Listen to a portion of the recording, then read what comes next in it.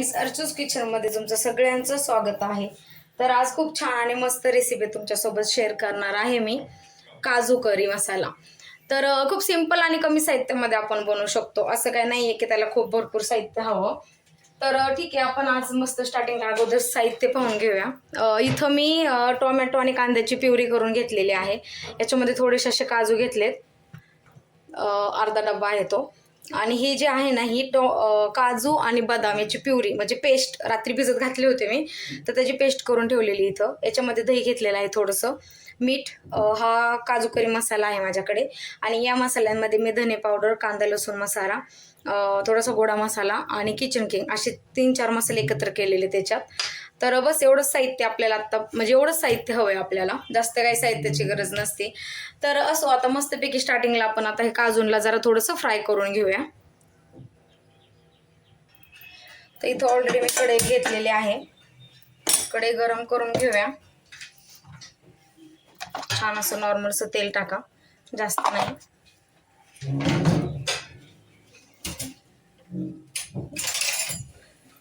तेल गरम झालं की आपण याच्यामध्ये काजूंला तळून घेणार आहोत.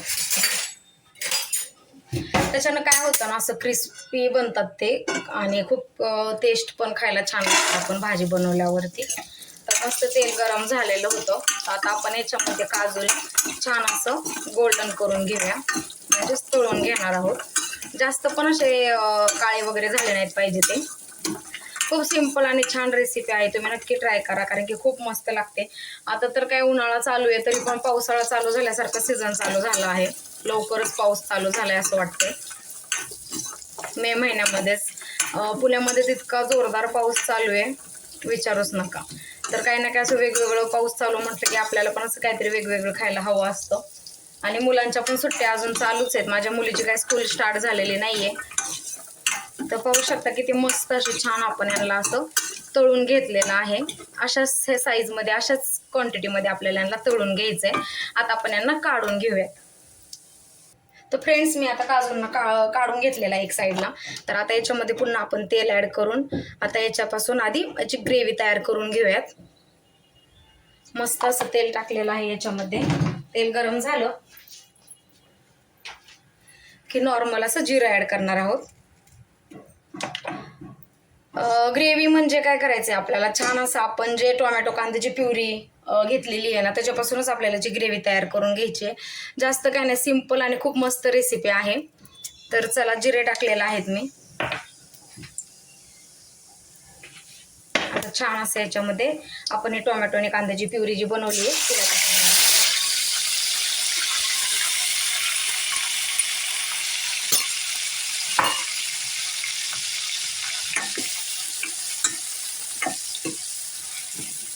थोडीशी अगोदर हिला ना छान असं व्यवस्थित ह्या ग्रेव्हीला, म्हणजे ही प्युरी जी आपण टाकलेली आहे ना, तिला अगोदर व्यवस्थित छान मिक्स करून घेऊया.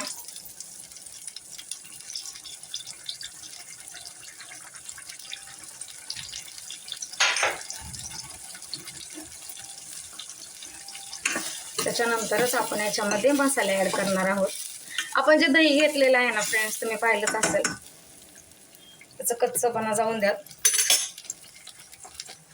तर गाईज, आपण जे दही घेतलेलं होतं त्या दह्यामध्ये आता आपल्याला हे जे मसाले घेतलेले आहेत ना, आपण त्यांना याच्यामध्ये ॲड करणार आहोत. दह्यानं काय होतं माहिती आहे का, टेस्ट खूप छान लागते भाजीला. आणि असं वाटत पण नाही की तुम्ही बाहेर खाताय की काय, म्हणजे घरीच बनवलेली रेसिपी, पण असं वाटतं की आपण बाहेरच खातोय की काय म्हणून. एकदम हॉटेलसारखी टेस्ट येते याच्यात. तर छान असे मसाले ना आपण मस्त याच्यामध्ये मिक्स करून घेऊयात.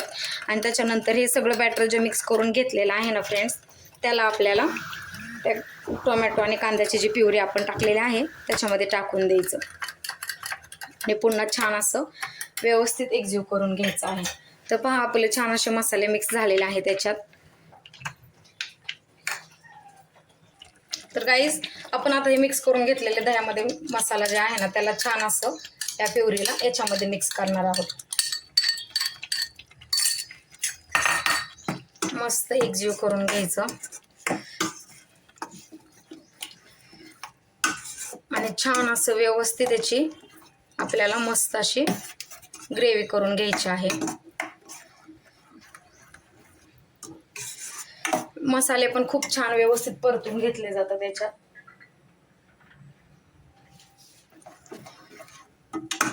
तर आपण ना आता याला छान असं परतून घेणार आहोत. मस्त व्यवस्थित त्याचे क्वांटिटीचं जे बॅटर आहे ना त्याला छान व्यवस्थित असं आपण करून घेत आहोत. आता याच्यावर त्याला झाकण ठेवायचं.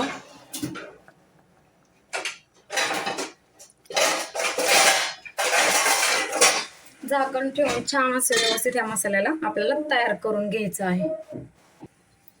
तर ऑलमोस्ट 5 मिनिटं झालेत आपण त्याच्यावर झाकण ठेवलं होतं. वाव, मस्त ना, एकदम छान मिक्स होतंय ते. असं स्टार्टिंगला वाटतं की काय बनतंय काय नाही, पण कसं आहे ना त्याला थोडासा टाइम द्यावा लागतो.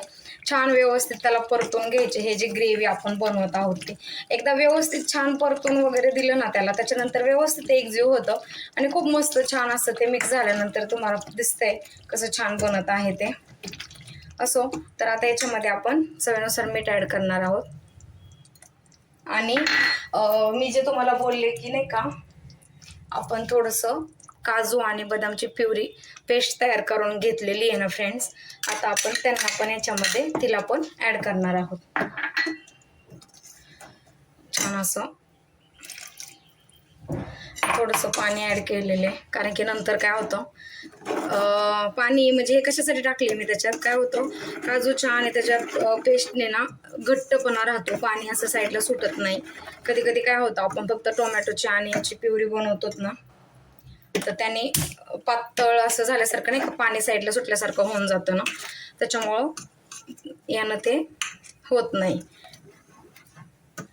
असो, तर छान असं मी थोडंसं पाणी पण ॲड केलेलं आहे. आणि अजून आपल्याला 5 मिनिटं छान असं याच्यावरती झाकण ठेवून ह्याला व्यवस्थित परतून आणि हे करून घ्यायचे, मिक्स करून. आता याच्यावरती मी झाकण ठेवणार आहे. 5 मिनिटं छान असं झाकण ठेवूया आणि नंतर पाहूयात आपण.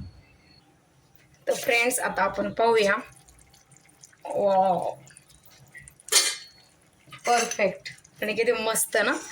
तर चला, छान अशी आपली ही जी ग्रेव्ही आहे बनवून झालेली आहे. तुम्हाला दिसतच असेल किती मस्त तयार झालेली आहे, एकदम छान. आता याच्यामध्ये आपण जे तळून घेतलेले काजू जे आहेत त्यांना छान असे याच्यामध्ये ॲड करणार आहोत मस्त.